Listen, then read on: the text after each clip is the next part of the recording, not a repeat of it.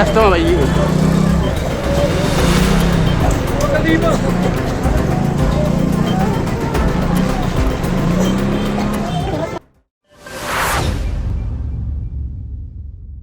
Sir पता तो हम ड्यूटी जा चुके थे कमरे से 8:55 पे हमने, ये 19 तारीख की बात है, शुक्रवार दिन था। हम 8:55 पे ड्यूटी निकले हुए थे। उसके बाद 10 या 15 मिनट बाद या आधे घंटे बाद लड़की हमारी दूध लेने गई हुई थी। दूध लेने के लिए बहाने हो तो मतलब दूध लेके तो आ चुकी थी, चाय बनी कमरे पे, चाय बन के पी भी थी लड़की हमारी। पीने के बाद में लड़की हमारी जो ना मम्मी को बोला कि मम्मी मोबाइल में आपके जो ना हमारी स्कूल का काम आया हुआ है तो काम कर लूँ। बैठ के 3 क्लास में थी, तीसरी क्लास में। वो काम करने के आधा घंटे उसको काम करने में लग गया। उसके बाद में 10 सवा 10 बजे के बाद में जब काम उसका रेडी हो गया, उसके बाद में जो वो काम करने के बाद तो मम्मी बोली कि बेटा ऐसा करो कि काम तो आपका हो गया है तो वहां पे जाके आप जो ना दुकान पे जाइए 20 रुपए की लेस ले आओ, जाके ब्लाउज में लगा देंगे हम। उसके बाद में वो लड़की नीचे उतर गई। उसके बाद में वो लड़की हमारी वापस नहीं आई। फिर कब पता चला आपको बाद में? फिर वो 10-15-20 मिनट बाद घरवाली हमारी वेट किया, मगर उसके बाद में जब लड़की नहीं आई तो घरवाली नीचे इधर उधर अगल बगल में पता किया तो लड़की नहीं मिली हमारी। फिर जाके वो कमरे पे देखा कि हो सकता आ गई हो, हम इधर मार्केट में देख रहे हैं, मगर वो लड़की नहीं पहुंची थी हमारी। फिर उसके बाद मंडी की तरफ जाके देखा, मतलब 1-1.5 घंटे उसने टाइम इधर उधर गुजारा कि लड़की जब नहीं मिली तो 12:22 पे हमारे पास कॉल किया कंपनी में। हम यहाँ से डेरा बसी में काम करते, उसका नाम है सुंडरा पिंड। वहां से हम आए हैं 1 बजे के बाद में, मतलब 2 बजे के बाद यहाँ पहुंचे हैं। उसके बाद कमरे पे पहुंचे। कमरे से हमने यही लगा कि 3-4 घंटे हो चुके हैं, मगर लड़की हमारी अगर कहीं भी होती तो आ जाती कमरे पे। हम तुरंत यहाँ चौकी पे जाके हमने कंप्लेन लिखाई।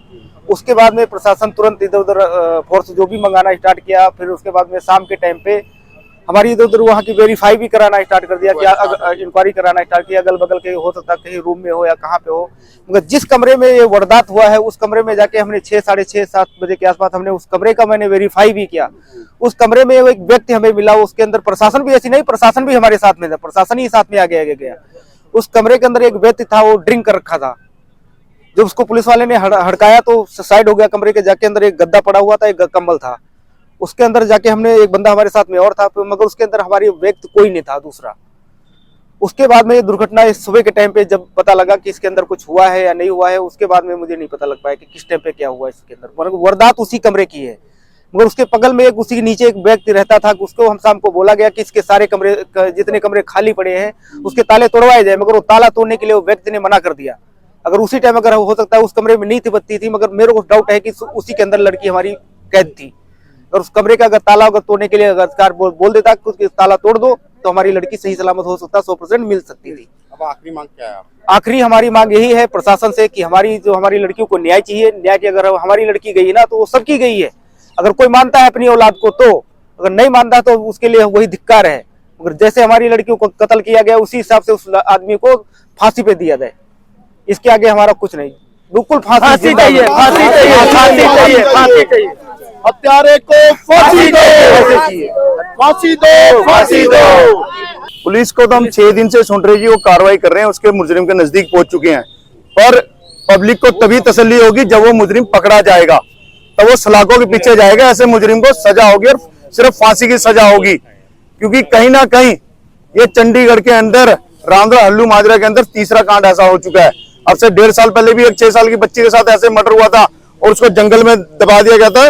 वो भी तीसरे चौथे दिन लाश मिली थी और जब यहाँ जाम किया गया था। ऐसे रेलवे ट्रैक पे 2-3 साल की बच्ची का मर्डर हो गया था। तो कहीं ना कहीं आज पब्लिक में कानून व्यवस्था का डर नहीं है। क्योंकि डर क्यों नहीं है? क्योंकि कानून जो है अपना काम अच्छे से नहीं कर। इतना पुलिस का क्या कह सकते हैं? देखो, हम जिस दिन पहले दिन से घटना घटी, हम सभी उस दिन परिवार के साथ थे और हमने एक एक कमरे की तलाशी ली है। पर उस चीज को कहेंगे कि दुर्भाग्य कि उस कमरे का लॉक लगा था, पर नीचे एक व्यक्ति रहता था जिसने कहा था कि इस कमरे का ताला मत खोलो, भाई हमारी वो है नहीं, या तो उसको भी नहीं पता होगा तो मना काश और उसी टाइम वो दरवाजा खोल दिया होता तो बच्ची वो मिल जाती इस परिवार को। पर फिर भी हम ये बोलेंगे 6 दिन कानून के लिए शर्म की बात है कि मुजरिम अभी भी 6 दिन दूर है। और आज ये आपको फिर एक बात बोलेंगे कि अगर जल्दी इस परिवार को इंसाफ नहीं मिला, उसके द्वारा बताया जा रहा है कि टीमें हमने बिहार भेज दी है, पुलिस मुजरिम यहाँ से भाग चुका है, बाहर चंडीगढ़ से बाहर भाग चुका है। देखो कानून अपनी कार्रवाई कर रहा है, हम भी 5-6 दिन से देख रहे हैं, सारे के सारे मुलाजिम यहीं पे डटे हुए हैं, एसएचओ साहब भी यहीं डटे हुए हैं, डीएसपी भी यहीं डटा हुआ है, सारे के सारे जितने कर्मचारी पुलिस मुलाजिम है सब डटे हुए हैं यहाँ पे। 6 दिन से ये भी बैठे, हम भी यहीं बैठे हुए हैं।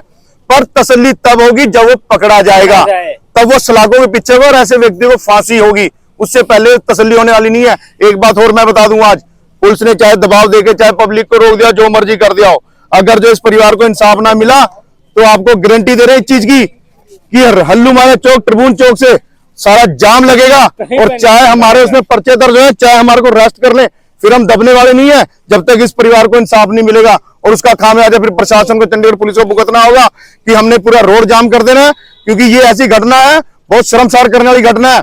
और एक बात और बोलेंगे कि कहीं ना कहीं चंडीगढ़ के अंदर जो नशा पनप रहा है, इतना चरम सीमा पे नशा चंडीगढ़ के अंदर, हर कॉलोनी के अंदर नशा है, अगर जो इस पे लगाम कसी जाए तो ऐसे क्राइम पे लगाम कसी जा सकती है। और फिर आप बोलेंगे इसी चीज को कि परिवार को इंसाफ चाहिए, परिवार की अपील है, आप दे सकते हैं, उनका बाप है, लड़की का बाप है, उसकी माँ का क्या हाल होगा। आप सोच सको ऐसा अपराधी हमारे आसपास जिसने लड़की के साथ घिनौना काम किया और उसके बाद उसका गला काट के कूड़े के अंदर उस लड़की को घेर दिया गया। अपराधी का पता चला कौन है जो पड़ोसी था, क्या नाम है? हाँ, उसका पड़ोसी है, पुलिस के पास सारी उसकी इंफॉर्मेशन है, फोटो है बकायदा, उसका नाम है, उसका आधार कार्ड है, उसके गांव का सारा प्रूफ पुलिस के पास है। पुलिस हमारे को कह रही है कि हम उसके नजदीक हैं, पर हमारे को तसल्ली तब होगी जब वो पकड़ा जाएगा। आरोपी का कौन है? नाम एसएचओ साहब को, उनको सब पता है, फोटो भी है उनके पास, हमें दिखाई थी उन्होंने। ठीक है, वो क्या नाम है सर मुजरिम का? अगर आपने अभी तक हमारे चैनल को सब्सक्राइब नहीं किया है तो आज ही सब्सक्राइब करें,